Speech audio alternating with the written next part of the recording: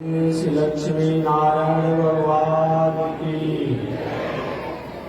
श्रीमन नारायण लक्ष्मी नारायण श्रीमन नारायण लक्ष्मी श्रीमन नारायण नारायण नारायण श्रीमन नारायण नारायण श्रीमन नारायण भवतारायण श्रीमन नारायण भवतारायण लक्ष्मी नारायण नारायण लक्ष्मी नारायण नारायण श्रीमन नारायण नारायण नारायण श्रीमन नारायण नारायण बोलिए श्री लक्ष्मी नारायण भगवान की। अनंताचार्य कृपया वेदान्तद्वयपारगं रामकृष्णाविशद्भक्तं विश्वक्सेनमुनिं भजे। काषायमयज्ञसूत्रं शुचिवपुषि तथा चोर्ध्वपुण्ड्रं च भाले यस्यास्ते दक्षस्ते कलिकुमतिगिरीन्द्रेन्द्रवज्रं त्रिदण्डं संसाराग्नि प्रशान्त्यै धृतजलममलं दारुपात्रं पवित्रम् श्रीविश्वक्सेन सूरे पदकमलयुग श्रेयसे संश्रयामि। लक्ष्मीनाथसमारम्भा नाथयामुनमध्यमा अस्मदाचार्यपर्यन्तां वन्दे गुरुपरम्परा। नारायणाय विद्महे वासुदेवाय धीमहि तन्नो विष्णु प्रचोदयात्। महालक्ष्म्यै च विद्महे विष्णुपत्न्यै च धीमहि तन्नो लक्ष्मी प्रचोदयात्। तन्नो लक्ष्मी प्रचोदयात्।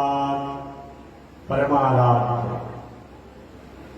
श्री लक्ष्मी नारायण भगवान नित्य वंदनीय पूज्य गुरुदेव श्री त्रिदंडी स्वामी जी महाराज के युगल चरणों में कोटिशः नमन। भगवत भागवत आचार्य कैंकर्य पारायण महानुभाव पावन भूमि पर पावन कथा को निवेदन किया जा रहा है। पावन कथा प्रसंग अंतर्गत पिछले दिन आपने सुना होगा। नैमिषारण्य का पावन क्षेत्र 1000 वर्षों तक चलने वाला धार्मिक अनुष्ठान आयोजन किया गया है।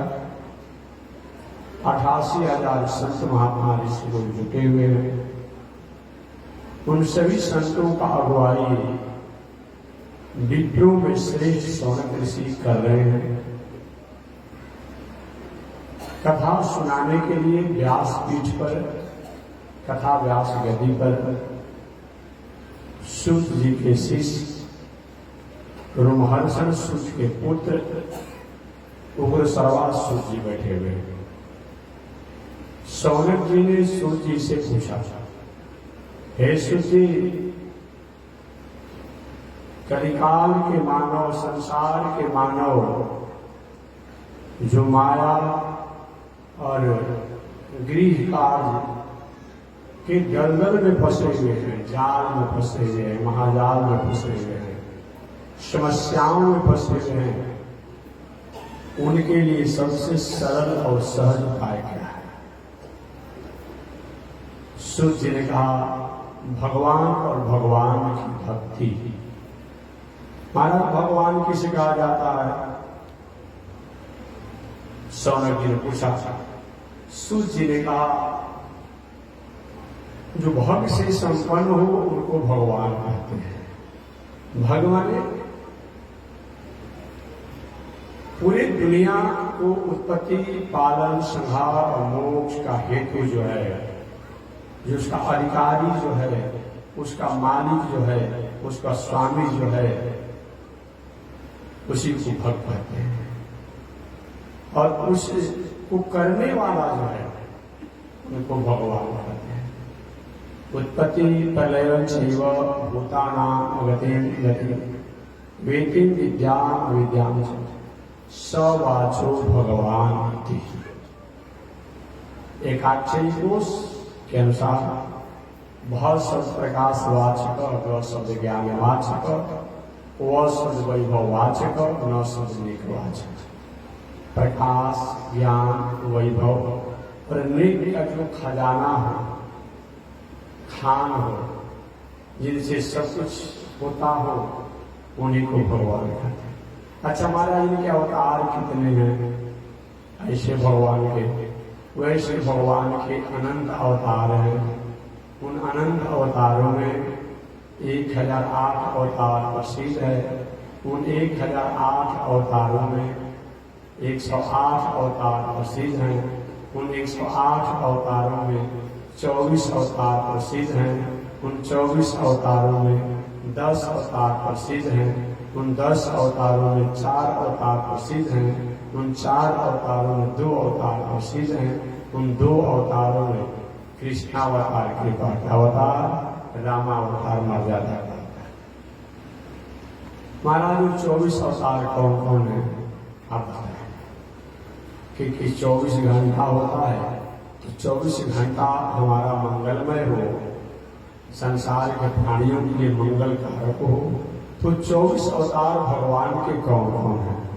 तो पर एक बार नाम गिनने से बात व्याख्या करें। आप लोग भी याद रखिएगा, रोज मैं कहता हूँ 24 अवतार कौन है? तो सबसे प्रथम अवतार ब्रह्मा जी के पुत्र सनक, सनंदन, सनातन, सनत। ये चारों भाई को मिला करके एक अवतार, ये सनकादि का अवतार। याद रखिएगा, नैमिषारण्य में जो कथा का आयोजन किए उनका नाम है सौनकादि। क्या नाम है? सौनकादि। तनावी सौ, एकार, डबल उकार, 100 हो गया, 9 अको अदो अदीर्घ सौनकादि। याद रखिए, कभी कभी कि समझ में नहीं आता है कि सनकादि और सौनकादि किस मिलता है। एक बार एक महात्मा जी कथा सुना रहे थे, समझने के लिए बता रहा हूँ कि क्यों ऐसा मैं बार बार कर रहा हूँ। सनकादि जो है ब्रह्मा जी के मानस पुत्र हैं, सनक, सनंदन, सनातन, सनत कुमार, जो नारद जी को भी भक्ति के देवी के पुत्र ज्ञान वैराग को स्वस्थ करने के लिए उन्होंने कथा सुनाया। और ब्रह्मा जी के बड़े पुत्र भगवान का था। सौनकादि जो है वो नैमिषारण्य में हजारों वर्षों तक चलने वाले आयोजन करता है, लेकिन नहीं समझने पर कभी कभी भ्रम हो जाता है। इसलिए कथा को शांति से सुनना चाहिए। एक बार एक महात्मा जी कथा सुना रहे थे, राम कथा, रामायण की कथा सुना रहे थे। पूरे तन्मयता के साथ महात्मा जी ने रामायण की कथा सुनाया। अब सुनाने के बाद कथा समाप्त हुआ। एक भगत जी थे, जैसे आज लोग समझ नहीं पाते हैं, बहुत से ऐसे लोग हैं जब दुर्गा, सरस्वती, देवी, भागवत का पाठ जब होता है तो उनको ये नहीं कि वहां लिखा है कि माँ भक्षति भार्या, तो वहां पर माँ भक्षति भार्या, माँ भक्षति भार्या। ऐसा पाठ कर या किसी की पत्नी मर जाए तो पाठ का दोष है। क्या वो पाठ नहीं करने आएगा? कुंती शब्द में से अगर जीरो हट जाएगा, बिंदु पर का हट जाएगा तो कुत्ती हो जाएगा, और उसका कुत्ती का फल पूजा आप करेंगे, कुत्ती का फल मिलेगा। सकृत और सकृत, तलावी से सकृत करेंगे इसका अलग अर्थ हो जाता है, दंती से सकृत करेंगे इसका अलग अर्थ है। इसीलिए सबका अलग अलग अर्थ होता है। तो कथा महात्मा जी ने सुना दिया, और वो जो सुनने वाले बोले कि महाराज जी एक बात आपसे मैं जानना चाहता हूँ। तो हो सकता है कोई ज्ञान वाला की बात पूछेगा, पूछो क्या पूछना चाहते हो? तो महाराज जी मैं जानना चाहता हूँ कि राम और रावण, इन आपने कथा सुना दिया, मैं बहुत अच्छा प्रकार से सुना, लेकिन दोनों में कौन राक्षस थे मुझे समझना है, बताइए। महात्मा जी ने राक्षस तो हम हैं, जो तुम्हारे जैसे राक्षस मैंने सुना है। महात्मा ने कहा अरे अभी तो कितना पूरा 7 कांड की कथा सुना दिया गया, अब तुमको पता नहीं चला कि राक्षस कौन था। ऐसे भी बहुत से लोग हैं जो कि कथा पूरा सुन लेंगे, लेकिन सुनने के बाद भी जहां पर हैं वहीं पर आकर रुक जाएंगे। ऐसा कार्य नहीं होना चाहिए। सौन का तलावी से सौन का भी जो है नैमिषारण्य में आयोजन करने वाले ऋषि हैं, और दंती से सनकादि जो है ये ब्रह्मा जी के मानस। चल आगे मैं बोलूंगा भगवान के 24 अवतार। उस प्रथम अवतार कौन? सनक, सनंदन, सनातन, सनत कुमार, चारों भाई को मिलाकर के एक अवतार। दूसरा अवतार वराह अवतार, जंगली सुअर बन करके भगवान ने हिरण्याक्ष द्वारा पृथ्वी को चुरा करके जल के भीतर रखा गया था, वो जल से ऊपर ला करके और जल के ऊपर स्थापित किया गया।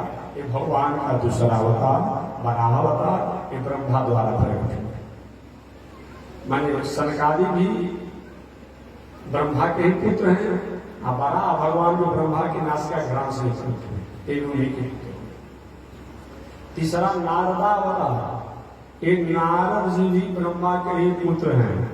तो 3 गो भगवान का अवतार जो हुआ तो ब्रह्मा के पुत्र ही रूप हुए, सनकादि, वराह अवतार और नारदा अवतार, 3। चौथा अवतार नर और नारायण।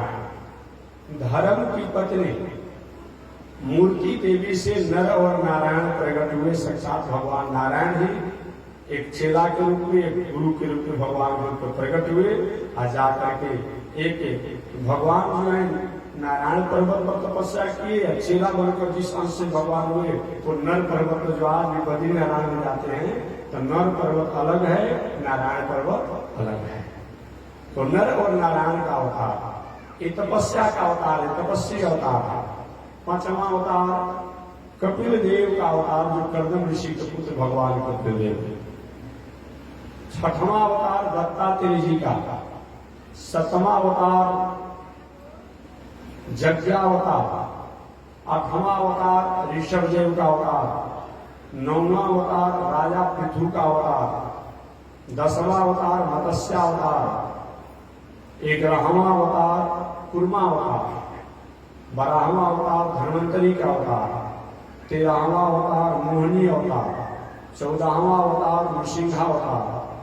15वां वामना अवतार। 16वां परशुरामा अवतार। 17वां व्यास जी का अवतार। 18वां राम जी का अवतार। 19वां बलराम जी का अवतार। 20वां कृष्ण का अवतार। 21वां हरि का अवतार। 22वां हंसा अवतार। 23वां बुद्धावतार और 24वां कल्कि अवतार। बुद्धावतार में कल बताया था कि गौतम बुद्ध से पहले कलयुग प्रारंभ हो रहा था, कुछ ही कलयुग बीता होगा, क्या बुद्धावतार हुआ।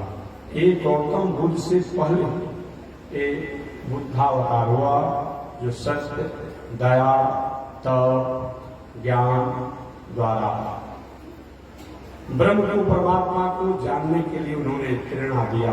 ये बुद्धावतार, ये 24 अवतार। उन 24 अवतार में सनकादि के अवतार की व्याख्या हो चुकी है। वराह अवतार दूसरा अवतार की व्याख्या हो चुकी है।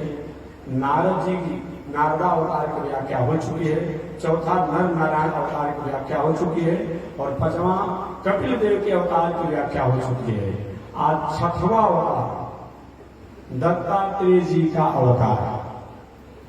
दत्तात्रेय जी का नाम आप लोग सुने होंगे। दत्तात्रेय जी कोई समान नहीं थे। एक दिन पहले भी मैंने बताया था कि सासाराम के पहले नाम था महिष्मती। क्या नाम था? महिष्मती पूरी नाम था। जैसे बक्सर का अलग अलग युग में अलग अलग नाम, बक्सर का अलग अलग युग में अलग नाम रहा। कभी किसी काल में बक्सर का नाम वामनाश्रम था, कभी सिद्धाश्रम था, कभी चरित्रवन था, तो कभी ताटका वन के भी नाम से जाना गया। ये भी जान देगा। कभी ताटका वन के नाम से जाना गया और कभी व्याघ्रसर के नाम से जाना गया। और वही व्याघ्रसर का अपभ्रंश होकर के बक्सर के नाम से जाना गया, बक्सर। और वही जब शासक आए, जो 100-200 वर्ष पहले शासक आए थे अंग्रेज, तो उन्होंने कहा कि कुछ नहीं रहेगा, इसका नाम कर दे BUXAR कर दिया, बक्सर कर दिया, BUXAR कर दिया। तो अलग अलग युगों में बक्सर का नाम बदल गया। सासाराम का नाम पहले महिष्मतीपुरी था। वहां के राजा हरिहो वंश थे, सहस्त्रार्जुन से सहस्त्रबाहु थे। प्रधान कार्तवीज, प्रधान हरिहो वंश राजाओं की राजधानी सासाराम है। जो प्रधान मुख्य जो है करके हरिहो वंश की राजधानी इस सासाराम है, महिष्मतीपुरी है। वही हरिहो वंश को कार्तवीज भी कहा गया, अर्जुन भी कहा गया, सहस्त्रार्जुन भी कहा गया, और भी नाम से कहा गया। तो ये सहस्त्रार्जुन कार्तवीज हरिहो वंश के लोगों ने जब मर्यादा में थे तो जाकर के यही दत्तात्रेय जी से शिक्षा को प्राप्त किए थे, ज्ञान को प्राप्त किए थे। लेकिन थोड़ी सी बुद्धि विचलित जब हो गई तो अकारण जाकर के परशुराम जी के पिताजी से विवाद ठान दिया लोगों ने। कथा प्रसंग वसाएगा तो मैं बाद में विस्तार से बताऊंगा। विवाद ठान दिया लोगों ने और विवाद ठान करके और उपद्रव करने लगे। जो आप जानते हुए कि परशुराम जी द्वारा ये हरिहो वंश और इनके सहयोगी बनकर के जो जो राजा लोग आए उन सब पर उन्होंने अनुशासन किया। तो ये दत्तात्रेय के अवतार, ये कोई समान दत्तात्रेय जी नहीं है। ये कौन है दत्तात्रेय जी? पुनः एक बार मैंने अपनी माताओं को याद दिलाता, हमेशा हमेशा याद दिलाता हूं, आज भी याद दिलाता हूं। नारी देश की वह शक्ति है भाग लगाने वाली, दिल में ही दिमागों में जो आग लगाने वाली। नारी चाहे तो राम कृष्ण वामन सिंह नरसिंह भगवान में प्रकट हुए हैं, खम्मा से हुए, लेकिन राम को कृष्ण को वामन को ऐसे भगवान को जन्म दे सकती है, इनके पास कोई ताकत है। नारी देश की वह शक्ति है जो आग जगाने वाली और दिल में ही दिमागों में जो आग लगाने वाली। आपने सुना होगा हमारी देश की स्वतंत्रता में जिनका बहुत बड़ा योगदान रहा, आपने लक्ष्मीबाई इत्यादि नारियों का भी नाम बहुत लोगों का सुना होगा, जो कि अपने तलवार, अपने भुजाओं, अपने साहस के बल पर शत्रुओं के दांत को खट्टा कर दिया और अपने राज जो स्वाधीनता को उन कुत्सित विचार वालों के कारण था उनसे पुनः स्वतंत्रता लाने के लिए जागृति और प्रेरणा को लाया। तो नारी कोई समान नहीं है। नारी की गरिमा, नारी की महिमा, नारी चरित्र ही पढ़ना चाहिए। माताओं को नारी का चरित्र क्या होता है, नारी धर्म पढ़ना चाहिए, लेकिन ये लोग भी नहीं पढ़ते हैं। अब क्या करना है, टेलीविजन हो गया है, मोबाइल हो गया है, अब क्या देखा जा रहा है, चित्रहार देखा जा रहा है। अब चित्रहार देखोगे तो आपका आहार व्यवहार ठीक रहेगा, अब बुद्धि ठीक रहेगा? नहीं नहीं, समय मिले तो नारी चरित्र को पढ़िए, सुनिए, कि नारियों का क्या चरित्र होता है, नारी धर्म पढ़िए, क्या नारी का धर्म होता है, तब न जानोगी। तो मैं निवेदन करना चाहता हूं, ये दत्तात्रेय जी भगवान के अवतार हैं। इन भगवान के अवतार बनने में और किसी का योगदान है, वह नारी का ही योगदान है, स्त्री का ही योगदान है, वह दूसरी कोई स्त्री नहीं है। अत्रि ऋषि की पत्नी अनसुईया का देन है। अत्रि ऋषि की पत्नी अनसुईया का देन है। अत्रि ऋषि कौन है? ब्रह्मा जी के पुत्र हैं। अनसुईया कौन है? भगवान कपिल देव की बहन है, कर्दम ऋषि की बेटी है। इसीलिए कुल खानदान में ठीक ठाक होना चाहिए। बात समझ गए? कुल खानदान में ठीक होना चाहिए। भगवान कपिल जी की बहन, कर्दम ऋषि के बेटी अनसुईया, इधर ब्रह्मा जी के पुत्र अत्रि ऋषि है। तब तो भगवान को जन्म लेना पड़ा, ऐसे थोड़े जन्म भगवान ले लेंगे। समझिए, अत्रि अनसुईया, भगवान श्री राम जब जंगल में जा रहे थे तो सीता जी से कहे, अनसुईया के पद गहु सीते, हे सीते। अनसुईया से जाकर के नारी धर्म का शिक्षा प्राप्त करो, नारी धर्म की शिक्षा को प्राप्त करो। वही सीता माता जाकर के अनसुईया से नारी धर्म की शिक्षा को सुना और अनसुईया का मतलब क्या होता है? अनसुईया, अनसुईया, अनसुईया माने होता क्या है? एक होता है असूया। क्या होता है? असूया। असूया माने क्या होता है? जो किसी के गुण में दोष देखे, वो क्या है? असूया है। किसी के गुण में दोष देखे, वो क्या है? असूया है। अब कोई अच्छा कहा है, इसी तरह जा रहे हैं महात्मा जी के यहाँ, कोई न कोई लाभ लोग होगा, और क्या करें? गुणों में दोष देखेगा। आइए पता, अनसुईया।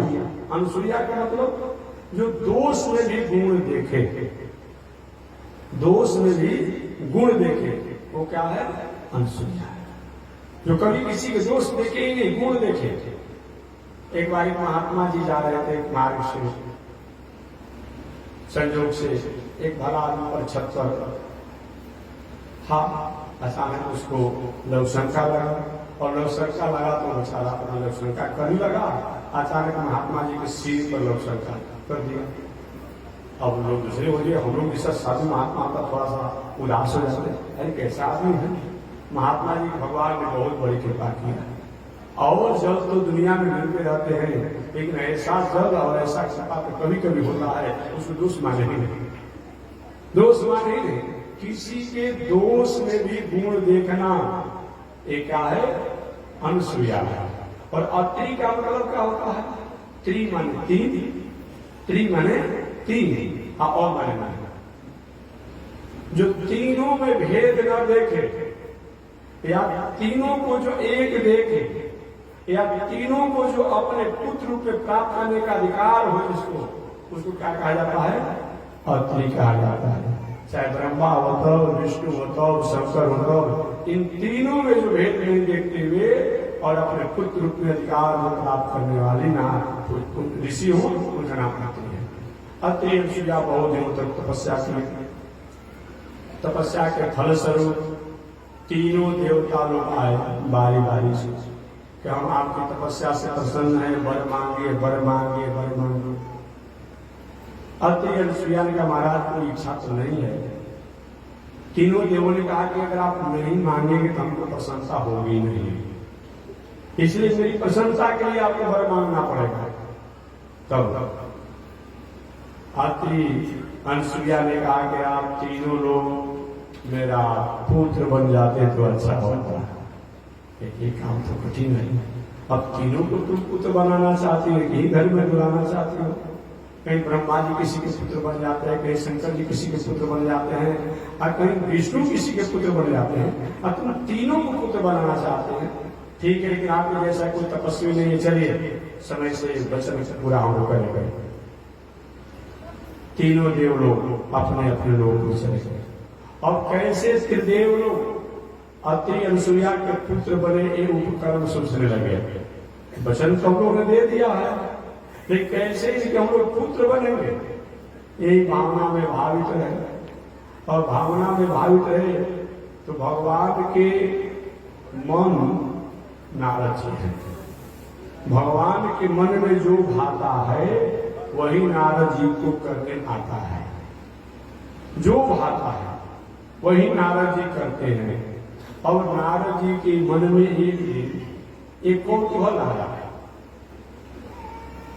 कौतूहल यही हुआ कि लोग कहते हैं कि अगर नारी हो तो लक्ष्मी जैसा, अगर नारी हो तो ब्रह्माणी जैसा, अगर नारी हो तो पार्वती जैसा। तीनों मानती है कि हमारे जैसा पतिव्रता कोई नहीं है। लेकिन सही में अगर मेरा नाम नारद है, इन तीनों में भेद नहीं करा दिया, तीनों में आपसी भेद नहीं करा दिया तो मेरा नाम भी नारद नहीं, मेरा नाम नारद नहीं होगा। इस प्रकार नारद जी सबसे पहले चले गए अपने माता जी के पास, ब्रह्माणी के पास। अरे बेटा कहां से आ रहे हो? कहां से आना?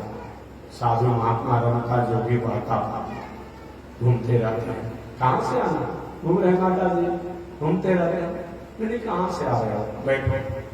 बहुत दिनों के बाद ब्रह्मलोक में आया, विश्राम करो।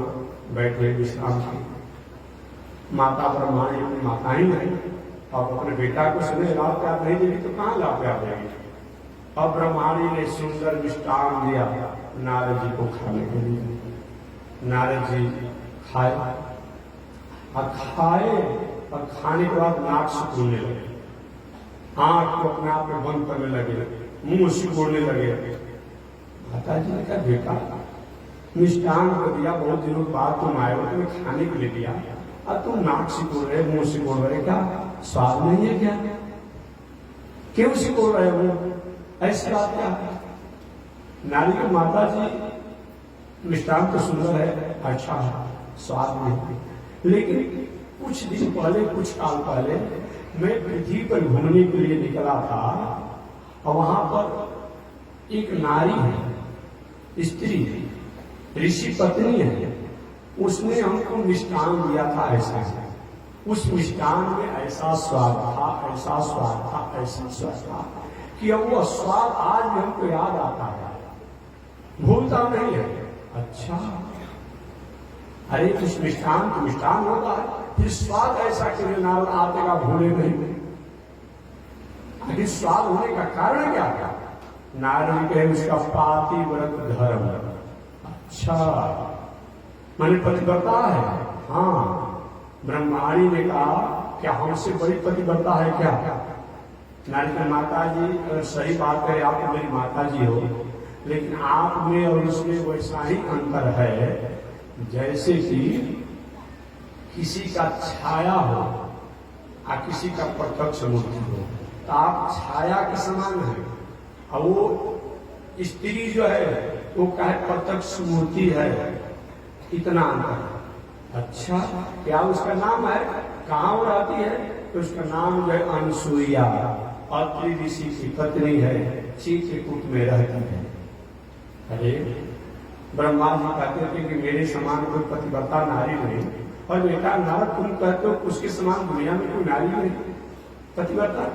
आएंगे ब्रह्मा बाबा, तुमको मैं क्लास लगा लूंगा। देखिए दुनिया में सबसे भले आप डरिए या न डरिए, लेकिन पत्नी से डरना ही चाहिए। बात समझिए ना? समझिए नहीं समझिए? और दुनिया में किसी से डरे या न डरे वो तो अलग की बात है, लेकिन पत्नी से डरना ही चाहिए। हम नहीं डरेंगे तो क्या होगा?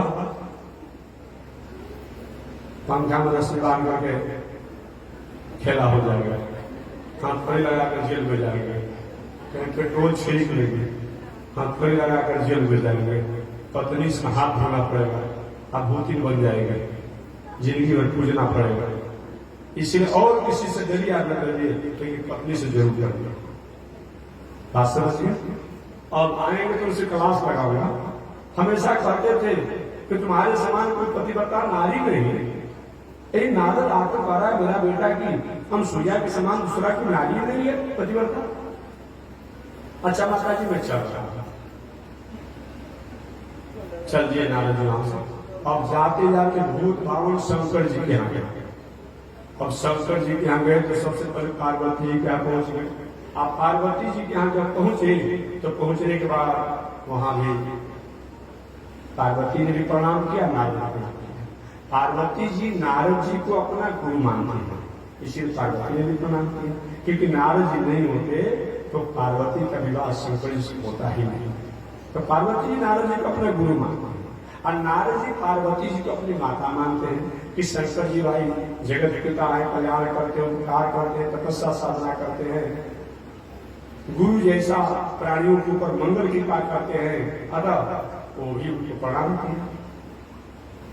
पार्वती माता ने बाबा नारद जी को बैठाया। बाबा बैठे। बैठने के बाद सुंदर मिष्टांग दिया। मिष्टांग दिया, नारद जी खाए और खाने के बाद कितना सुंदर मिष्टांग था। पार्वती ने कहा क्या और कोई मिष्टांग खा कर आ रहे हैं क्या? हाँ, कुछ दिन पहले मैं पृथ्वी पर घूम रहा था, एक नारी ने इतना सुंदर मिष्टान दिया, इतना सुंदर मिष्टान दिया, ऐसा उसमें स्वाद था कि स्वाद हमेशा हमेशा हमको याद बना रहता है। अच्छा, वो कहाँ आपने खाया था? नारी कौन थी? ऐसा क्यों उसमें स्वाद इतना इससे अधिक है कि माता जी उसका प्रधान कारण है वो पतिव्रता नारी, और पतिव्रता नारी होने के कारण उसके मिष्टान में स्वाद था। पार्वती का हमसे बड़ी है क्या पतिव्रता में? सारा दुनिया कहता हो कि अगर पतिव्रता हो तो पार्वती जैसा। आपने सुना होगा ना, सारा देवता लोग आकर के आप विवाह काट रहे थे। आज ही विवाह काटने वाले लोग नहीं होते थे, पहले लोग विवाह काटने वाले होते थे। एक तो शंकर जी का बुढ़ापा था तो आकर विवाह होने वाला था, सभी देवता लोग आकर के विवाह काट दिए। पहले पार्वती इतना तपस्या से हमने किया और तपस्या करके उस बावरे को, उस पगले से विवाह करना चाहती हो जो नंग धड़क रहता है, नंग धड़क रहता है। कभी इच्छा हुआ तो बागंबर में मृगा का छाल पहन लेता है, कभी आभूषण की इच्छा पड़ती है तो कोई सरसों की और बिच्छू की आभूषण पहन लेता है, कभी शरीर को सुंदर बनाने की इच्छा होती है तो शमशान का राख लपेट लेता है, कभी इच्छा होती है तो मुंडों की माला लगा लेता है। ऐसा भूत प्रेतों के साथ रहता है, सागनी डाकनी के साथ रहता है, उससे तुम विवाह करोगे? नहीं। अगर विवाह ही करना हो तो तपस्या तुमने किया है तो विष्णु भगवान से सुंदर दुनिया में कोई नहीं है। पार्वती ने कहा कि महाराज सुनिए मेरा प्रण को, मेरे वचन को सुनिए कि विष्णु सकल गुण धाम, विष्णु सारे गुण के धाम है। ये आप लोग कहते हैं मैं सुनती हूँ जानती हूँ, लेकिन जब भी मैं विवाह करूंगा तो भूत भाव शंकर से करूंगा, अन्यथा ऐसे ही रह जाऊंगा। उनके लिए मैं एक बार बार अनेकों बार हमें मरना पड़े, जन्म लेना पड़े, लेकिन उनसे अलग मैं किसी को प्राप्त करना नहीं चाहता। तो दुनिया कहते हैं कि पार्वती पतिव्रता है। अब बेटा नारद आप कहते हैं कि एक पृथ्वी पर नारी है, वो कौन नारी है? क्या उसका नाम है? कि वो नारी का नाम है अनुसुईया, अत्रि ऋषि की पत्नी है और चित्रकूट में रहती है। पार्वती ने कहा क्या हमसे बड़ी है क्या? नारी के माता जी आप में और उसमें वैसा ही अंतर है जैसे कि कोई फोटो अप्रत्यक्ष, फोटो माने फोटो होता है, प्रत्यक्ष माने प्रत्यक्ष होता है। आप फोटो के समान हैं और प्रत्यक्ष है। ब्रह्मांड को क्या कहे? आप छाया हैं और प्रत्यक्ष है। यहाँ पार्वती क्या कह रहे हैं? आप फोटो हैं और प्रत्यक्ष है। अच्छा माता जी मैं चला वहां से, अब नारद जी वहां से चल दिए और पार्वती गली। ये बाबा कहते थे कि तुम्हारे समान पतिव्रता कोई नारी नहीं, और नारद कहता है कि इस दुनिया में अनसुईया के समान कोई नारी नहीं। आएंगे तुमसे पूछा जाएगा ऐसा क्यों आता, और कुछ भी हो उसको छोटा करना पड़ेगा। आगे नारद जी चले गए लक्ष्मी जी के पास, और लक्ष्मी जी के पास जाकर के प्रणाम किया लक्ष्मी जी को। माता जी प्रणाम। अरे बेटा नारद कहां से आ रहे बेटो? घूमते फिरते आ रहे हैं। संत महात्मा रमता जोगी वाटा पानी थोड़ी जगह रहता है, घूमते फिरते आ रहे हैं। अच्छा अच्छा एक दुनिया का समाचार बताओ। लक्ष्मी माता ने पूछा दुनिया का समाचार बताओ। तो माता जी दुनिया का समाचार तो बहुत अच्छा है, लो मिष्टान खाओ। मिष्टान खाओ। हम मिष्टान खाते खाते कहे माता जी ऐसा ही मिष्टान एक बार मैंने खाया था, लेकिन जो स्वाद वहां था वो स्वाद यहां नहीं है। अरे ऐसा क्यों? इसका कारण क्या है? कहीं इसका कारण है कि जिसने मिष्टान खिलाया वो पतिव्रता नारी है, और उसके पातिव्रत धर्म के कारण उसके मिष्टान में स्वाद बढ़ गया। लक्ष्मी माता ने हमसे का बड़ी है क्या पतिव्रता? सारे दुनिया के लोग कहते हैं कि लक्ष्मी का प्रकोप देते हैं, प्रमाण देते हैं, उदाहरण हमसे बड़ी है क्या? नारी के माता जी आप तो दुनिया की माता हो ही, लेकिन अंतर ऐसा ही है उसमें और आप में, जैसे कि पसंगा और पसेरी। आप जो है पसंगा के समान है और पसेरी के समान है। अच्छा और नारद जी वहां से चल दिए।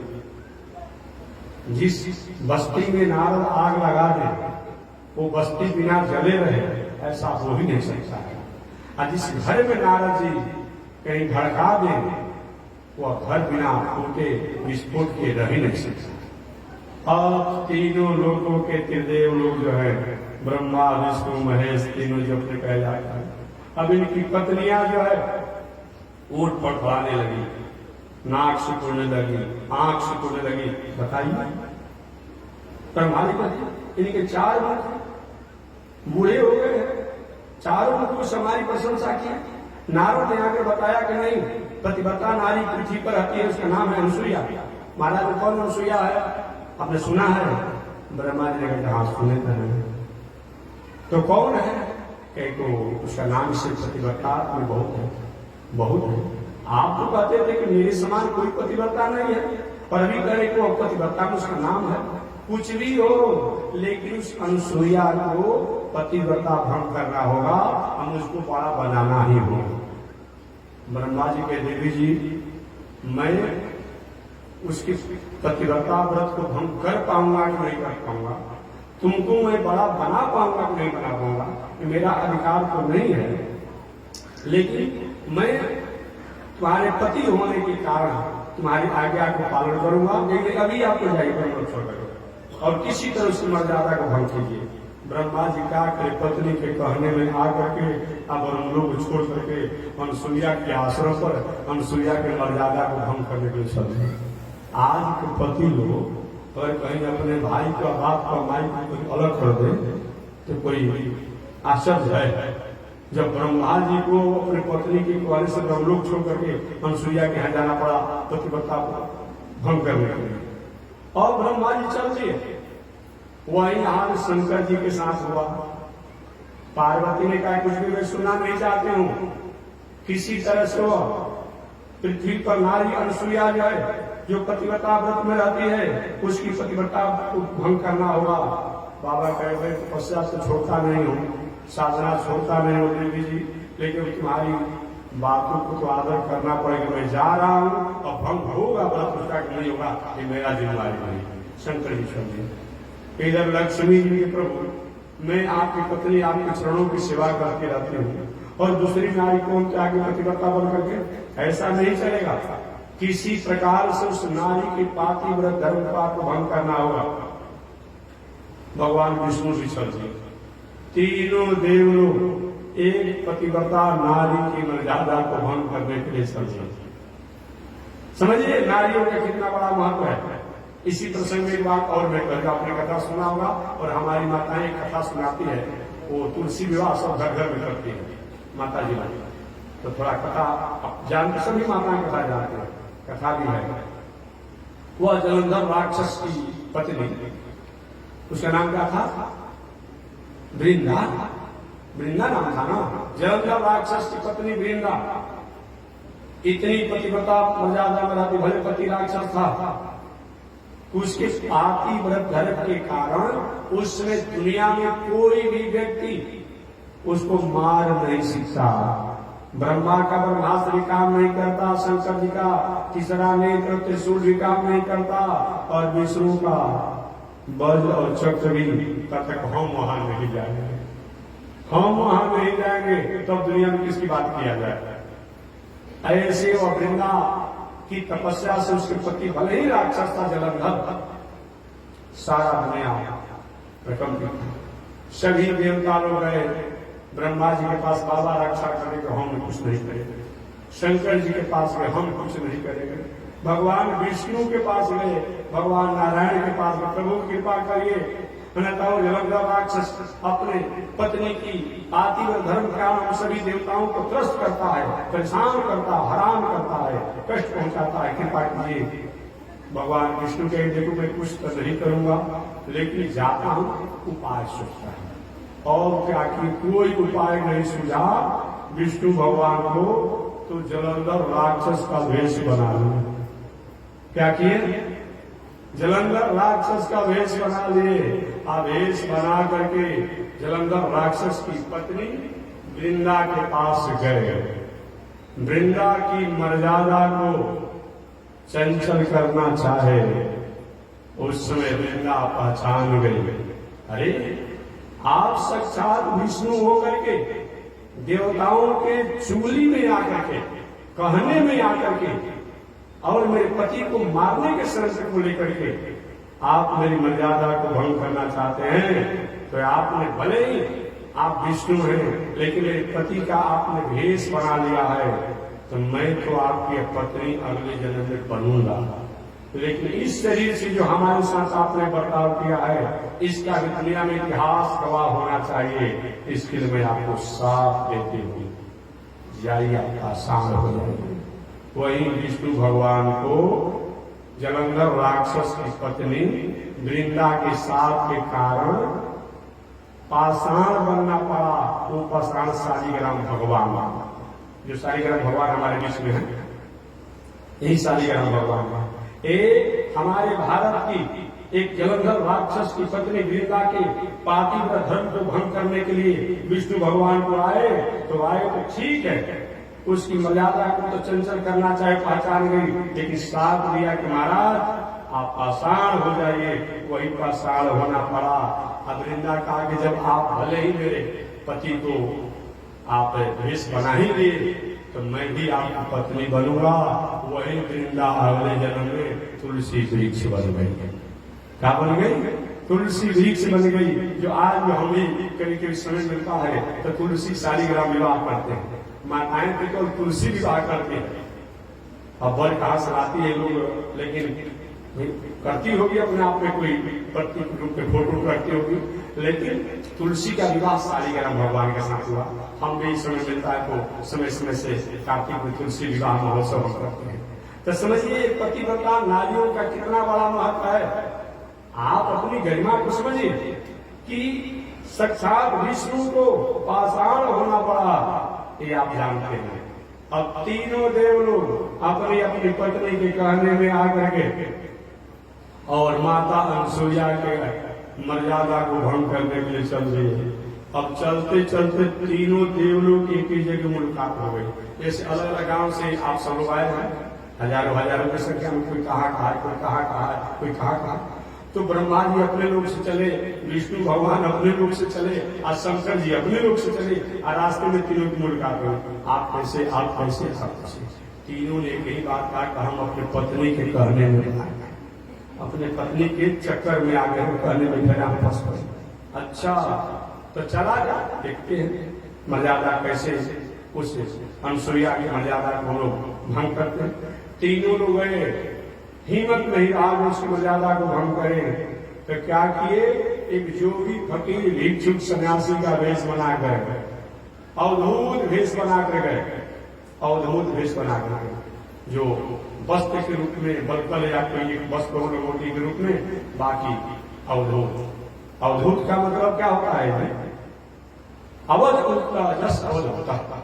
अवध अवध अवध माने जिसका तीनों काल में वध नहीं होता हो, वर्तमान काल, भूतकाल, भविष्य का, या सृष्टि के प्रारंभ में, सृष्टि के मध्य में और सृष्टि के संहार होने पर जिसका वध नहीं होता, जिसकी सत्ता रहती है, जिसका अस्तित्व रहता हो, जिसका स्वरूप रहता हो, उसका नाम क्या है? अवध है। अब उसकी जो मुक्ति करने वाला जो साधक है, उनकी जो सुक्ति करने वाला साधक जो है, उनका जो गुणगान करने वाला जो साधक है, उनकी आराधना साधना करने वाला जो साधक है, उनको अवधूत कहते हैं। एक और शराब पीने वाले को अवधूत नहीं कहा जाएगा कि पी करके बस झुम बराबर झुम शराब के पार आता है अवधूत, हम अवधूत बाबा के सकते हैं। नहीं, इसके लिए नहीं। अवधूत जस अवधूत, ये अवधूत का मतलब होता है उन परमात्मा की भक्ति में, साधना में, आराधना में, उपासना में, योग में, चिंतन में, ध्यान में इतना पर है कि दुनिया में कहीं भोजन न भी मिले, वस्त्र न भी मिले, रहने की व्यवस्था न हो, तभी उन्हीं में आनंद रहता है। वह अवधूत है। भाई ऐसे अवधूत की बात नहीं है, वह अवधूत है। ये नहीं कि आज की परिवेश में कि मध्यम मानसम मीनम च मुद्रा मैथुन एव च पित्वा पित्वा पुनः पित्वा, ये तो अपने अनुसार लोगों ने बना लिया। बना लो, कौन तुमको रोकने जा रहा है? लेकिन ये अवधूत अवधूत का मतलब नहीं है। जो रात की सतपथ पर सतोमय उन परमात्मा, उन ईश्वर, उन ब्रह्म में ही जो मुक्ति करते रहता हो, सुक्ति करते रहता हो, चिंतन करते रहता हो, गुणगान करते रहता हो, ध्यान करते रहता हो, योग साधना में रहने वाला हो, वह अवधूत है। अवधूत वेश बनाकर के तीनों लोग, ब्रह्मा विष्णु महेश, चित्रकूट में अत्रि ऋषि के आश्रम पर गए।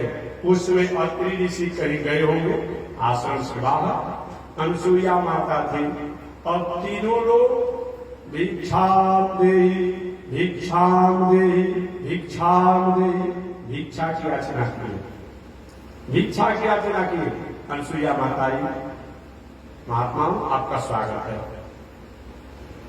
बहुत भाग्य की बात है कि आप संत महात्मा हमारे आश्रम से आए। क्या मैं सेवा करूं?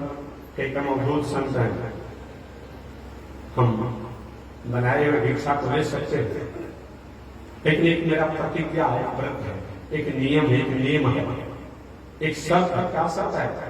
मैं भिक्षा तभी उसके हाथ से लूंगा कि जो वस्त्राभाव में होकर के, नग्न होकर के हमें भिक्षा खिलाए।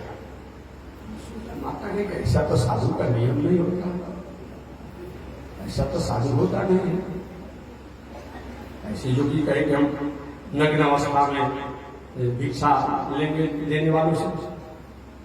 जैसे आजकल कुछ संत महात्मा एक बार बलिया जिला में हमारा यहाँ आयोजन होने वाला था, उस आयोजन से कुछ दिन पहले मैंने एक दो कथा व्यासों को विदा किया था कथा कहने के। तो गांव में गए तो उन लोगों ने कहा कि हमारा नियम है, उन्होंने कहा कि हम कुमार कन्या बना कर देंगे, हाँ सब देखा हुआ। ये कहाँ का धर्म है? ये कहाँ का धर्म है? और बताइए, अब लोगों ने हमारे पास कहा कि महाराज जी जिस कथा व्यास क्या किया गया है कि बाहर से, उन्हें छोड़े बाहर हम लोग हैं, किसी कथा सुनाएंगे, हमको एक दो दिन के बाद जाता है। ऐसा होता है कि 7 दिन का कार्यक्रम होता है और कभी कभी हमको 4 दिन के लिए जाना पड़ता है, 5 दिन के लिए जाना पड़ता है। तो गांव के लोगों ने खबर किया, बलिया जिला में लालगंज के आसपास प्रोग्राम था, तो हमारे पास खबर कराया लोगों ने, महाराज ऐसी बात है। तो हमने कहा कि महाराज जी भले पता नहीं होगा लेकिन ये धर्म नहीं चलेगा। और बताइए कौन सा धर्म है जी जो साधु महात्मा भेष बनाकर कहता है कि कुमारी कन्या बनाएंगे तो हम खाएंगे? हो बताइए ना, ये कहाँ का धर्म? ऐसा धर्म काहे के? ऐसे धर्म से क्या होगा? ऐसा अगर आज भी कोई संत महात्मा साधु भेष में कहता है नहीं नहीं हम तो स्त्रियों की बनाओ, कुमारी कन्याओं की बना खाते हैं, यही धर्म है, तो बहुत अच्छे तो सदाचारी कर्मचारी कपड़े से बनाओ खाओ। ये कहाँ का धर्म है? या तो जो हमारे यहाँ भोजन भोग बनता है अपने आप जो बताए बनाते हैं खा लीजिए, ये कहाँ का धर्म है भाई? ऐसा होता है तो समझिए थोड़ा सा उसके व्यवहार में और में कुछ न कुछ खोट है। खोट समझते हैं ना? कुछ न कुछ उसमें काला है, अब उससे थोड़ा सा संयम और सजग हो जाएगा। और तो अनसुईया माता ने कहा ऐसा तो साधु कभी आश्रम आए ही नहीं, करे हम भिक्षा तो देंगे और तभी भिक्षा देंगे जब वस्त्राभाव नग्न अवस्था में भिक्षा दोगे। वो भी तो कोई समान नारी थी नहीं, समान नारी नहीं थी।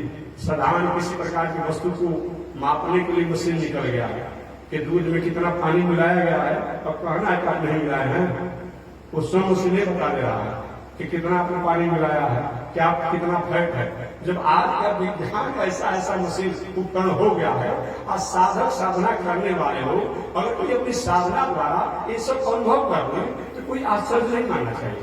अब अनुसुईया माता ने जो भी ध्यान किया, ये तो कोई अवधूत नहीं है, कोई ब्रह्मचारी नहीं है, कोई संत नहीं है, कोई भिक्षुक नहीं है, ये तो ब्रह्मा विष्णु महेश है। अपने अपने पत्नी के कहने से और मुझे छोटा बनाने के लिए ये लोग आए हुए हैं। तो माता अनुसुईया ने क्या किया कि बाबा ठीक है, बस 1 मिनट का धैर्य करिए, 1 मिनट धैर्य करिए। और गई और जाकर के जल हाथ में लिया, वो भी पूजा पाठ करती थी ना, जल लिया अपने जल पात्र से जो पूजा पाठ करती थी, और जल लेकर के संकल्प किया कि अगर मैंने अपने पति अत्रि ऋषि के अलावा दुनिया में किसी भी पुरुष को अपने पति जैसा आदर और मर्यादा से नहीं याद किया हो, एक ब्रह्मा विष्णु महेश तीनों देव जो है एक 6 महीना के बालक बन जाए। अगर मैं कभी बता नारी हूं असही में तेरी जल छिड़का कि सीखते ही क्या होगा कि ब्रह्मा विष्णु महेश तीनों 6 महीना के बालक बन गए, बालक बन गए। पढ़ना उड़ना व्यवस्था करके आप पढ़ना में तीनों लोग को डुला दिया, सुला दिया। अब आनंद से रह रहे ब्रह्मा विष्णु महेश तीनों लोग वो माता अनुसुईया के आश्रम से। अपने कुछ दिनचर्या के बाद जब अत्रि ऋषि आए, देवी जी ये छोटे छोटे बालक पल्ले में डोल रहे हैं, महाराज सब आप ही के तो हैं, मेरे मुझको पता है नहीं कि मेरे घर में कोई पुत्र होने वाला है, और कहां से पुत्र हो गए। अब ध्यान किया, अच्छा देवी जी बहुत बड़ी पुण्य लीला किया है, ये साक्षात तीनों लोक के नियामक देवता ब्रह्मा विष्णु आज उनको अपने बेटा बना लिया है। ठीक है, वही अब रहने लगे लोग, वहीं पर पलने में ढोल रहे हैं। अब हिम्मत नहीं है कि अपने स्वरूप को होकर के अपने अपने रूप में छिप जाए। समय बीतते चला गया। कुछ समय जब बीता तो अनुसुईया है, ब्रह्माजी, पार्वती और लक्ष्मी जी कभी तक आए नहीं। इतना समय बीत गया, कोई पता नहीं, कोई सूचना नहीं, और कुछ नहीं तो सब अपने ढूंढने के लिए निकल पड़े, अपने ढूंढने के लिए निकल गई, अपने अपने पति को ढूंढने के लिए निकल पड़ी। और तीनों जब निकली तो एक जगह उनको मुलाकात हो गया, बहन आप कैसे, बहन आप कैसे, बहन आप कैसे। तीनों ने कहा कि अपने हम पति को सारा कारण बताया कि हम अनुसुईया को नीचा करने के लिए, छोटा दिखाने के लिए मैंने अपने पति को कहा था, तो यही मैं कहा चले गए पता नहीं। वही हाल तो हमारी भी है, वही हाल तो हमारी भी है। अब तीनों अपने पति को ढूंढ रहे थे, कहीं पति मिल नहीं रहे, कहीं मिल नहीं रहे पति। संयोग से आपसे चर्चा की कहाँ ढूंढा जाए, पृथ्वी लोक पर कहाँ ढूंढा जाए, कहाँ चित्रकूट है, कहाँ क्या है, कैसे क्या है, कहाँ ढूंढा जाए। संयोग से नारद बाबा घूमते घूमते रहते हैं ना, नारद बाबा से मुलाकात हो गई। और नारद बाबा ने कहा कि अच्छा देविया जो है आज चक्कर में फंसी है, अच्छा चक्कर में फंसी है। अब दूर से प्रणाम, माता जी प्रणाम, दूर से प्रणाम। उन त्रिदेवियों ने कहे बाबा तुमको मैं प्रणाम करते हो, मेरे स्वामी जी कहाँ है। हम क्या जानते हैं आपको स्वामी जी कहाँ है, हम क्या जानते हैं। भीतर से कहते हैं किसी का सब बखेड़ा है, सब इसी ने किया है। अगर नजदीक आता तो इसका चुमड़ी फोड़ देते, कमंडल को तोड़ दो, इसी ने सब किया। अगर नहीं कहा होता तो क्यों ऐसा होता है। नारद जी दूरे, नारद थोड़ा नजदीक आओ, लेकिन नहीं नहीं, इस समय स्त्रियों से अलग रहते, छुआते नहीं है। नारद जी भाई ज्ञानी है ना, हम इसमें स्त्रियों से अलग रहते हैं, आसपास नहीं होते हैं। अच्छा बाबा ठीक है, तुम्हारा धर्म है, लेकिन ये बताओ मेरे स्वामी जी कहाँ है? हम आपके स्वामी जी के बारे में नहीं जानते हैं। नहीं बाबा, तुम्हारे ही पेट में तिनका है, तुम्ही दाढ़ी में तुम्हारा तिनका है, तुम ही बताओगे, सब तुम्हारा किया हुआ है। बार बार जब त्रिदेवियों ने कहा तो नारद ने कहा कि इस नारी की मर्यादा को भंग करने के लिए तुम लोगों ने मेरी बात नहीं माना। मैं कह रहा था कि इसमें दुनिया में उसके सामने कोई नारी नहीं है, लेकिन तुम लोग नहीं माना और उस नारी की मर्यादा को भंग करने के लिए अपने पति को तुमने भेजा। तो तुम्हारे पति जो है उस नारी के पातिव्रत धर्म के कारण 6-6 महीना के बालक बन करके पलने में डोल रहे हैं, घूम रहे हैं। वो अब जब बड़े होंगे तो बड़े होने के बाद उनका वो माता जी विवाह करेगी, उनकी दूसरी पत्नी आएगी और तुम लोग को माला जपना पड़ेगा। ये बात माताओं को अच्छा नहीं लगता है। सब बात ठीक है, और कोई कह देगा कि हमारे पति किसी से थोड़ा सा उनका हाथ प्रयास होता है, थोड़ा सा बोलते चाहते हैं किसी दूसरी स्त्री से, और माताएं को अब सैकड़ों घड़ा जल भीगने जैसा हो जाता है, और सब बात इनको बर्दाश्त होगा, लेकिन इनको एक काम बर्दाश्त नहीं होता है। आज देख लीजिए ना, कोई भी स्त्री हो, ठीक है, आपकी कोई संबंधी हो, प्रेमी हो, किसी नाता में लगती हो, आप उसको पता नहीं हो आपकी पत्नी को, आप कहीं फोन पर बात कर दिए या कहीं ऐसे भी कहीं रास्ते में भेंट हो गया, किसी बात की, काहे बात की, क्यों बात की, कोई थी आपकी, और रात उसी शंका में डूबी रहेगी। इस स्वभाव है माताओं का। और ये बात उन लोगों को अच्छा नहीं लगा कि मेरे पति बड़े होंगे, उनका विवाह होगा, हमसे उनका कोई मतलब नहीं रहेगा। हे बाबा नारद, मैं प्रणाम करती हूँ, हाथ जोड़ती हूँ, बार बार प्रणाम करती हूँ, कोई उपाय बताओ और मेरे हम लोग पति से मिलाओ, कि चले जाओ वही नारी के पास, अनुसुईया के पास, वही कुछ समाधान होगा। वही पता बता दिए नारद जी सारा करके, और वही त्रिदेवियां गई। जाने के बाद हिम्मत नहीं रहा उसके आश्रम में ऐसे प्रवेश करे और अपने पति को अपने पातिव्रत धर्म से अपने यहाँ ले हिम्मत नहीं गई, और जाकर के प्रार्थना की, माता जी ये दासी आपके यहाँ सेविका बन करके, दासी बन करके सेवा करना चाहती है। माता अनुसुईया ने कहा तुम्हारे जैसी स्त्रियां बहुत से आश्रम में रहती है, क्योंकि हंस रखते ऋषि जी, तो आप भी सेवा करो, रहो आश्रम। अब आश्रम में त्रिदेवियां रहने लगी, ब्रह्मा विष्णु महेश छोटे छोटे बालक बन करके रह रहे हैं। त्रिदेवियां भी आश्रम में अनुसुईया माता के यहाँ रहने लगी। अब जब देखती है तो कभी कभी नेत्रों से आंसू बहते, कैसे मुक्त करें अपने पति को, हम किस घेरा में फंस गए, कैसे इसको मुक्त किया जाए। और एक दिन अनुसुईया माता ने देखा कि इतनी दिव्या हो रही है, एक बेटी, क्या आश्रम पर कोई कष्ट है क्या, खाने का, पीने का, रहने का, किसी ने कोई अपमान कर दिया, क्यों रो रही हो, क्या बात है? नहीं माता जी, कोई कष्ट यहाँ नहीं है, कष्ट यही है ये जो पलने में जो डूब रहे हैं ना, ये मेरे स्वामी जी हैं। अच्छा मैंने मेरे पति हैं। अनुसुईया आपके पति हैं? हाँ हमारे पति हैं। तो ठीक है, जब तुम्हारे पति है तो अपने अपने पति के बाह पकड़ करके और ले जाओ। और ये भी कहा अनुसुईया माता ने, और ये भी अपने अपने पति को पहचानने लगी। और ब्रह्माणी जो है वो शंकर जी का हाथ पकड़ लिया बालक में जो है, और जो रुद्र है, रुद्राणी जो है पार्वती है, वो ब्रह्मा का हाथ पकड़ लिया। किसी ने अपने पति को पहचाना नहीं। उसी समय नारद जी महाराज भी आ गया। माता जी कैसा पातिव्रत धर्म, जब तुम अपने पति को नहीं पहचान पा रही हो और कहते हो हम पतिव्रता है, ऐसा पातिव्रत धर्म। और उसी समय त्रिदेवियों ने कहा कि नारद तुम्हारा जय हो, तुम्हारा विजय हो, तुम्हारी ही जय विजय हो। और आज के बाद हम तीनों देवियां कहती हैं कि सती अनुसुईया के समान इस दुनिया में कोई पतिव्रता नारी नहीं है। तीनों ने हाथ जोड़ करके एक स्वर से कहा, एक स्वर से कहा, वही अनुसुईया माता है। आगे त्रिदेवियों ने कहा कि मेरे पति को मुक्त कर दिया जाए। वही अनुसुईया माता ने पुनः जल को हाथ में लिया और संकल्प किया कि तीनों लोग अपने स्वरूप को जब छींटा मारा और छींटा मारने के बाद ब्रह्मा विष्णु महेश तीनों हुए।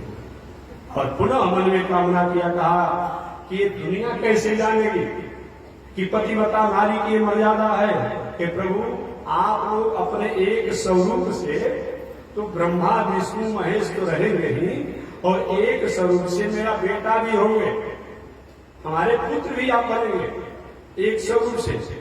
तो वही भगवान विष्णु जो है वो साक्षात दत्तात्रेय हो गए। क्या हो गए? दत्तात्रेय हो गए। शंकर जी जो है वही दुर्वासा हो गए। क्या हो गए? दुर्वासा हो गए। और ब्रह्मा जो है वही सूर्य चंद्रमा बन गए। इस प्रकार पूरे पर जाए भगवान विष्णु जो है वही दत्तात्रेय हो गए, शंकर जी एक अंश से दुर्वासा बन गए, और वही ब्रह्मा जो है सोम चंद्रमा बन गए। तो एक स्वरूप से तो अपने लोक में चले गए और एक स्वरूप से ये माता अनुसुईया के पुत्र बनकर के रहे। इस प्रकार से माता अनुसुईया के पुत्र ये दत्तात्रेय जी है। इन दत्तात्रेय जी की कथा को मैंने सुनाया। ये योग साधना में निपुण रहने वाले हैं, ऐसे दत्तात्रेय जी ये भगवान करते हैं। भगवान का 7वां अवतार यज्ञावतार। यज्ञावतार ये साक्षात जग नारायण भगवान, जग की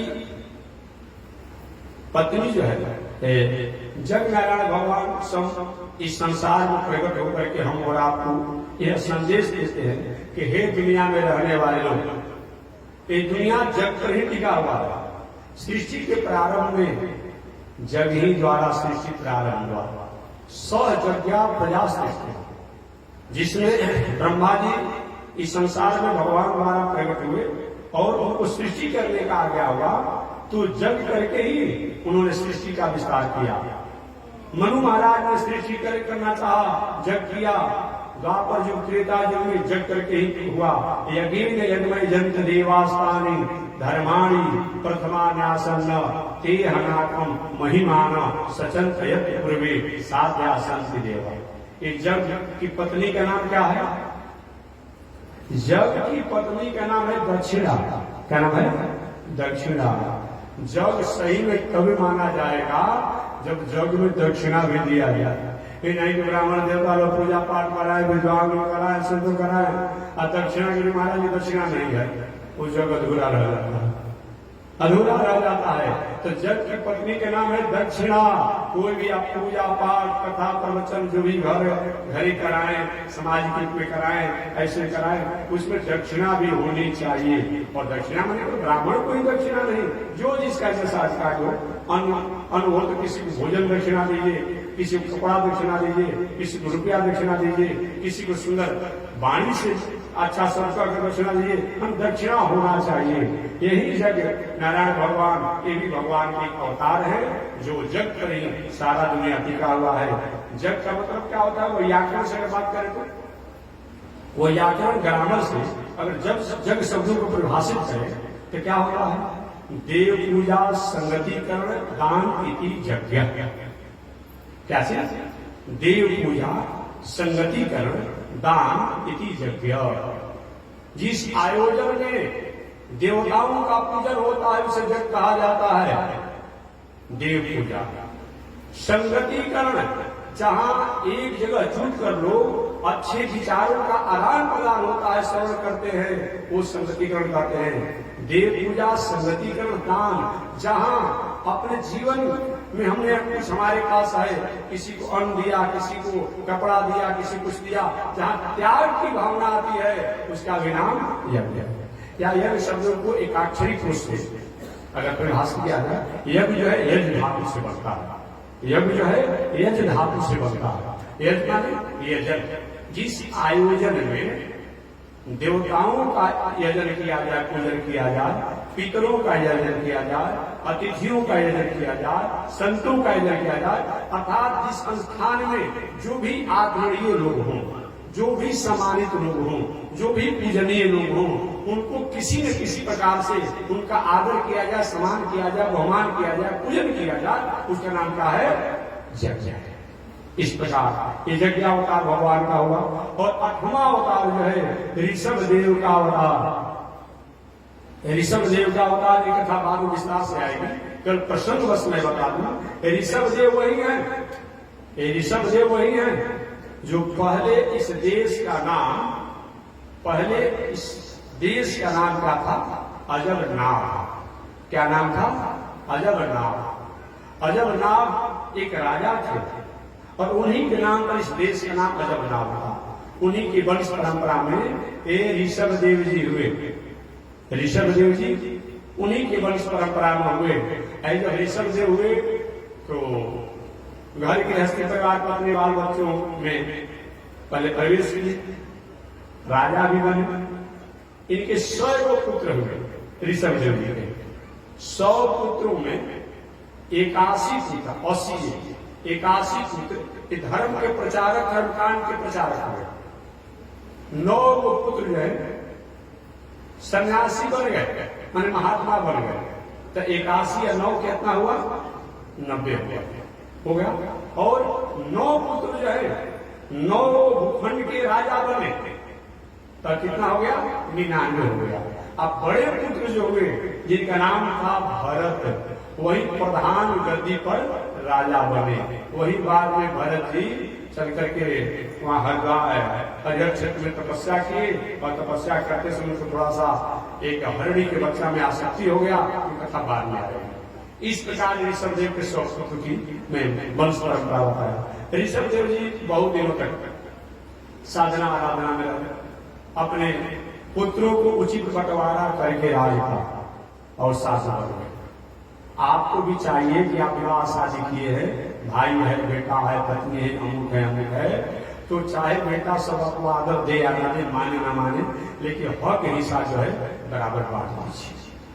नहीं तो कितना भी आप माला लेकर जब करिए, हनुमान को सब पाठ कीजिए, लेकिन बेटा को बंटवारा में कहीं इधर उधर किया आपने तो क्या बेटा कहेगा? बाप था कि कसाई था, बेईमान था, और भाई को दे दिया, अपना नहीं दिया। ऐसा काम मत कीजिए। आपका बेटा है, भले आपको नहीं आदर करता, पुत्र तो आप ही का है ना, चाहे माता हो तो बाप, पिता हो तो, दोनों को चाहिए। भले सब बेटा आपको आदर करे, ऐसी बात नहीं है, लेकिन आप जब बंटवारा करने लगे तो उसमें बहुत कुछ इधर उधर मत कीजिए।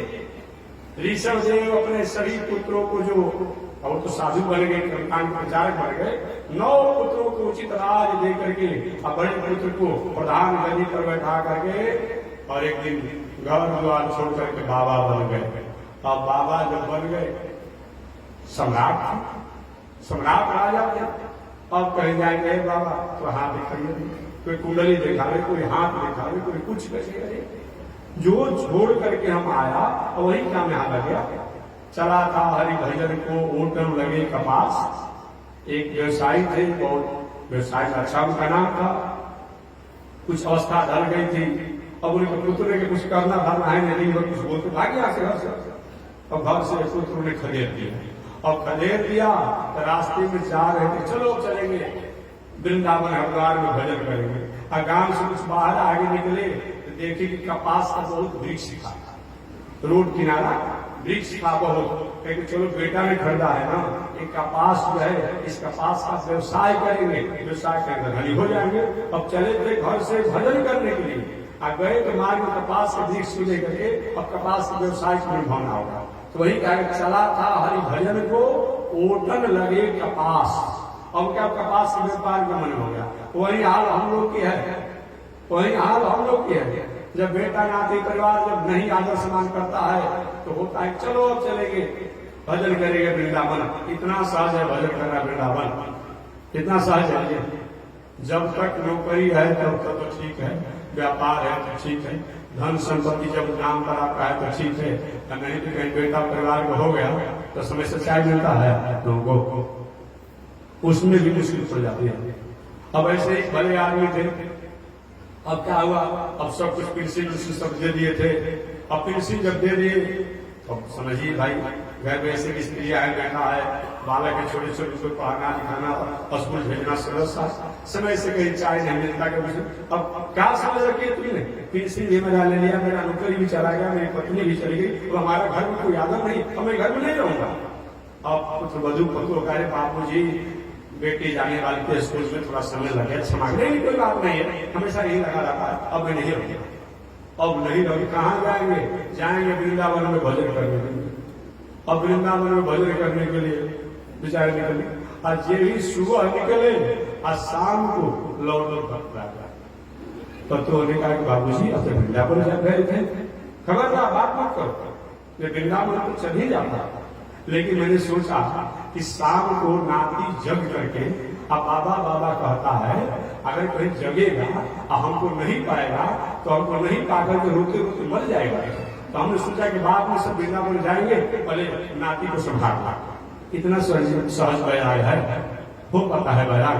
नहीं हो पाता है, कहने को कह दिया जाता है। इसीलिए हम केवल जरूरी नहीं कि हम जंगल में ही जाए, हम घर को ही जंगल बना लें।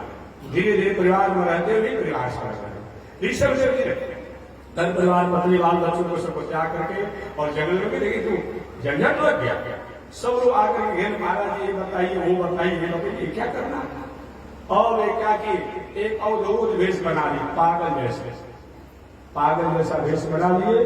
अब पागल जैसा भेष का बना लिए, एक पत्थर का टुकड़ा छोटा सा लेके अब मुंह में डाल देना। कोई पत्थर का टुकड़ा पत्थर बाहर आएगा, बोले अब कोई आकर बाबा मेरा कुंडली तू, अरे तो पागल है, ये तो पागल है, ये क्या बताएगा। और क्या हुआ, लोग गए पागल के पास कौन जाएगा। अब जो आना जाना जो परंपरा लगा था सब के सब लौट गया, पागल के पास कौन जाएगा। ऋषभ देव कहे कि छोटा सा पत्थर का टुकड़ा ने मेरे जीवन को बदल दिया। फिर तो दुनिया में भीड़ लगा रहता था अपने आप में। वही ऋषभ देव अंत में कर्नाटक के जंगलों में जाकर के और एक अवधूत परंपरा में उससे भी थोड़ा सा अपने को अवधूत बना लिए। जंगल में लेट गए, कोई आकर भोजन देकर खा लेते और नहीं तो अपने आप में लेटे रहते। अगर सोच शंका भी कोई होता बहुत नहीं जाते, इसी प्रकार से रहते। अचानक एक बार उसी जंगल में अपनी जीवन को उन्होंने समाप्त कर दिया। वही ऋषभ देव के बाद आज के जो जैनी लोग जो है कहते हैं कि ऋषभ देव का अपना प्रथम तीर्थंकर मानता है, प्रथम अपना भगवान मानता है। लेकिन जैन तो 1000-2000 वर्ष के भीतर का है भाई। अरे मान लो हमारे भगवान को ठीक है, क्या दिक्कत है। लेकिन ये जैनी लोग अभी अपने भगवान को तीर्थंकर मानता है और प्रथम भगवान मानता है ऋषभ देव को। लेकिन नहीं, वो तो ऋषभ देव हमारे वैदिक परंपरा के हैं, ये वैदिक परंपरा से हैं। ऐसे ऋषभ देव जी ये भगवान के अवतार जो गृहस्थ आश्रम में रह करके भी और पुनः बाद में वैराग आश्रम से जीवन जिए, ऐसे ऋषभ देव जी ये भगवान के 8वें अवतार हैं। और भगवान के 9वें अवतार जो है राजा पृथु का अवतार। ये राजा पृथु भी ये भी पहले गृहस्थ आश्रम में रहे और गृहस्थ आश्रम में रह करके राजकाज की व्यवस्था ये पृथु के बारे में बताया गया है कि कथा कहीं गलती होगी तो सुबह से कितना याद करेगा कथा, क्योंकि होता है कि इतिहास पुराणों को कहने में आगे पीछे हो जाता है। लेकिन आप लोग अपनों से भी शुद्ध कर दीजिएगा और गलती होगा तो शुद्ध होगा तो कोई बातें नहीं। तो ये राजा पृथु बहुत बड़े घर गृहस्थ आश्रम में रहने के बाद भगवान के ही अवतार पृथु और अर्ची, इनकी पत्नी का नाम था अर्ची। ये राजा पृथु और एक पत्नी अर्ची, ये दोनों लोग राजपाट की व्यवस्था किए और राजपाट की व्यवस्था करते हुए अंत में घर द्वार इत्यादि को सब त्याग करके और साधना करके अपने जीवन को जिए। ये भी भगवान के अवतार हैं, ये राजा पृथु का अवतार। और 10वां अवतार मत्स्यावतार, 10वां अवतार मत्स्यावतार। ये मत्स्यावतार कब हुआ? सूर्य के पुत्र सत्यव्रत श्राद्ध वैवस्वत मणि कि मन में इच्छा हुआ कि महाप्रलय का दर्शन करें। अभी महाप्रलय का समय नहीं आया था, भगवान ने वचन दिया। वही महाप्रलय की माया दिखा करके कि आप अमुक नाव का सवार होइएगा, अमुक दिन को ऐसा होगा। और वही सारी घटना को, जो महाप्रलय हुआ नहीं था लेकिन महाप्रलय का घटना वो सत्यव्रत राजा को मत्स्यावतार भगवान प्रकट होकर के दिखाए और दिखा करके उनके मुंह को दूर किए और ज्ञान को प्रकाशित किए। 11वां अवतार कूर्मावतार, एक कछुआ का अवतार लेकर भगवान ने जब समुद्र मंथन हो रहा था, मंदराचल पर्वत नीचे ही चला जा रहा था, उसमें कच्छप अवतार लेकर के और मंदराचल पर्वत को आधार लेकर के और समुद्र मंथन हुआ। ये भगवान का एक कूर्मा अवतार है। भगवान का वराह अवतार धन्वंतरी का अवतार है। इस धन्वंतरी के अवतार और 13वां अवतार मोहिनी का अवतार है। तो शेष चर्चा कल होगी। आज इसी के साथ मैं वाणी को विराम दे रहा हूँ। कल भगवान के धन्वंतरी अवतार, मोहिनी अवतार, नृसिंहावतार, वामन अवतार स्वयं मिलेगा तो मैं कथा सुनाऊंगा। आज इसी के साथ वाणी विराम। एक बार भगवान का श्रीमन नारायण लक्ष्मी श्रीमन नारायण नारायण नारायण श्रीमन नारायण। बोले श्री लक्ष्मी नारायण भगवान की हरि ओम। शांति शांति। महाराज की